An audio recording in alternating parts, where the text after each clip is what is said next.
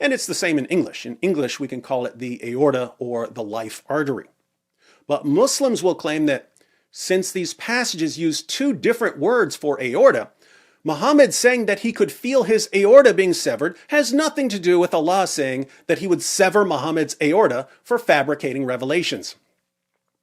Why is this ridiculous? Well, suppose I announce to the world that I'm a prophet. One day I say, if I'm lying, God will strike me down by drowning me in a pool of H2O. Then years later, as I'm drowning in a pool, I say, oh no, I'm drowning in a pool of water. My critics would obviously say that's exactly what David said would happen if he was a false prophet. Imagine my followers replying, not at all. This proves nothing. David said he would die in a pool of H2O, but he died in a pool of water. These are two different terms for water, so it's not the same thing. But it is the same thing. Allah said that he would sever Muhammad's aorta for fabricating revelations.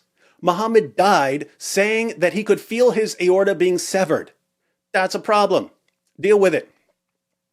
3, Muslims will insist, without any evidence to back it up, that severing the aorta is some sort of idiom that refers to dying, perhaps with a lot of chest pain.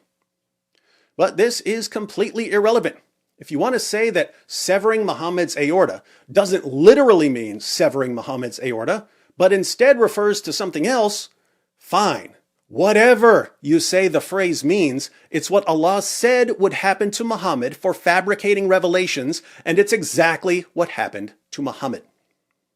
4, when we point out that Muhammad died in exactly the way the Quran said he would die if he fabricated revelations, Muslims say that we're actually affirming that Muhammad was a true prophet. If we take Surah 69, 44 through 46 seriously, we must be asserting that it's a true revelation, and therefore that Muhammad was a true prophet, at least for a while. But we're not saying this at all. In fact, I already addressed this earlier.